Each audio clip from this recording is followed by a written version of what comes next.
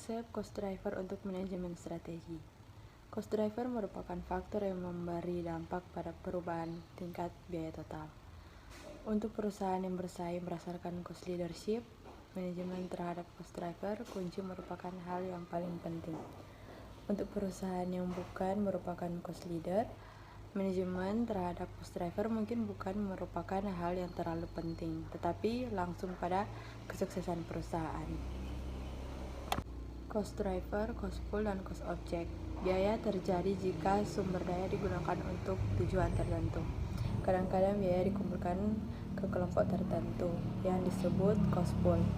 Pengelompokan bisa berdasarkan jenis biaya, berdasarkan sumber, atau berdasarkan pertanggungjawaban. Cost object atau objek biaya adalah produk, jasa, atau unit organisasi di mana biaya dibebankan untuk beberapa tujuan manajemen. Produk dan jasa pada umumnya merupakan objek biaya, sementara departemen produksi bisa diperlakukan sebagai cost pool atau cost object, tergantung pada fokus utama manajemen pada biaya untuk produk atau departemen produksi. Konsep objek tidak hanya meliputi produk, jasa, dan departemen, tetapi juga kelompok produk, jasa, departemen pelanggan, supplier, provider, jasa telepon, dan banyak yang lain. Pembebanan biaya dan alokasi biaya, biaya langsung dan tak langsung. Biaya langsung dapat ditelusuri secara langsung ke cost pool atau cost object secara mudah dan dapat dihubungkan dengan secara ekonomi. Contohnya, biaya bahan yang dibutuhkan untuk produk tertentu merupakan biaya langsung karena biaya tersebut dapat ditelusuri secara langsung ke produk. Sebaliknya, dalam biaya tak langsung, tidak dapat ditelusuri secara mudah, sulit dihubungkan secara ekonomi dari biaya atau cost pool ke cost pool atau ke objek, yaitu biaya langsung bisa disebabkan oleh dua atau lebih cost pool atau objek yang tidak dapat dengan mudah dan secara ekonomi ditelusuri secara langsung. Yang berikutnya ada biaya bahan langsung dan bahan tak langsung. Biaya bahan langsung meliputi biaya bahan dalam produk atau objek biaya lainnya, dikurangi potongan pembelian tetapi sudah memasukkan ongkos angkut dan beban-beban yang berkaitan, dan biasanya ditambah sejumlah tertentu yang reasonable, yang berkaitan dengan sisa produksi dan unit-unit yang cacat produksi. Di pihak lain, biaya bahan yang digunakan dalam proses pemanufakturan yang bukan merupakan produk akhir disebut biaya bahan tak langsung. Contohnya, supplies yang digunakan oleh tenaga kerja, seperti pembersih, peralatan-peralatan kecil, dan bahan yang dibutuhkan oleh mesin, misalnya minyak pelumas. Biaya tenaga langsung dan tenaga tak langsung. Biaya tenaga langsung meliputi biaya tenaga langsung yang digunakan untuk membuat produk atau untuk menyediakan jasa, ditambah dengan porsi tertentu untuk waktu yang tidak produktif, yang normal dan tidak dapat dihindarkan seperti waktu istirahat dan waktu untuk pribadi. Biaya tenaga tak langsung memberikan peran untuk mendukung proses pemanufakturan, contohnya biaya untuk supervisi, pengendalian kualitas, inspeksi, pembelian dan penerimaan bahan, tenaga kebersihan, waktu istirahat, dan pelatihan. Jenis-jenis cost driver. Yang pertama, dasar aktivitas, kedua, dasar volume, ketiga, cost driver yang bersifat struktural, dan keempat, cost driver yang bersifat eksekusional. Konsep biaya untuk penentuan biaya dan jasa. 1. Akuntansi biaya untuk produk dan jasa.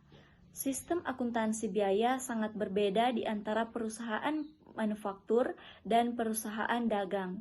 Perusahaan dagang yang meliputi pengecer, yaitu perusahaan yang menjual produk akhir langsung kepada konsumen, dan pedagang besar yang mendistribusikan produk ke pengecer. 2. Biaya produk dan biaya periode. Biaya produk untuk perusahaan manufaktur terdiri dari biaya yang diperlukan untuk menyelesaikan produk sampai produk siap dijual.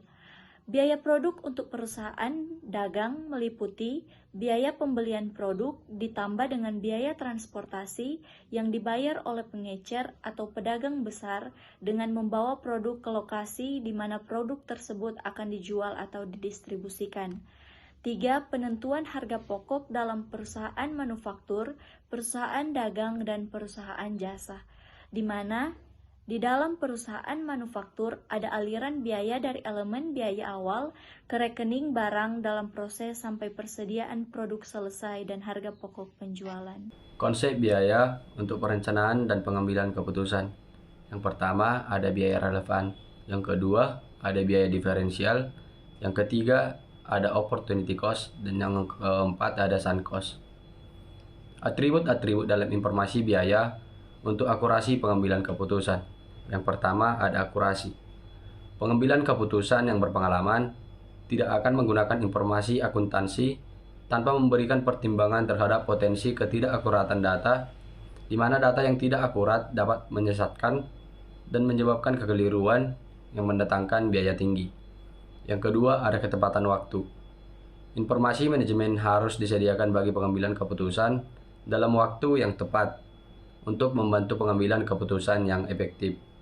Yang ketiga, ada informasi biaya dan nilai informasi biaya. Berpikir tentang informasi manajemen biaya yang mengandung informasi tentang biaya tertentu dan nilai informasi tersebut menekankan bahwa akuntan manajemen merupakan spesialis informasi sama seperti profesi keuangan lainnya, seperti konsultan pajak, perencanaan keuangan, dan konsultan keuangan. Berikutnya, konsep biaya untuk pengendalian manajemen dan pengendalian operasional. Yang pertama ada kemampuan untuk melakukan pengendalian. Biaya dikatakan terkendali jika manajer atau pekerja mempunyai kebijakan dalam keputusan. Terjadinya biaya secara signifikan dapat mempengaruhi jumlah biaya dalam suatu periode tertentu yang biasanya pada jangka pendek. Yang kedua ada dampak preferensi risiko terhadap motivasi dan pengambilan keputusan. Preferensi risiko manajer merupakan hal yang penting dalam pengendalian manajemen dan pengendalian operasional karena dapat menimbulkan dampak yang tidak diharapkan terhadap perilaku manajer. I get dirty thoughts about you.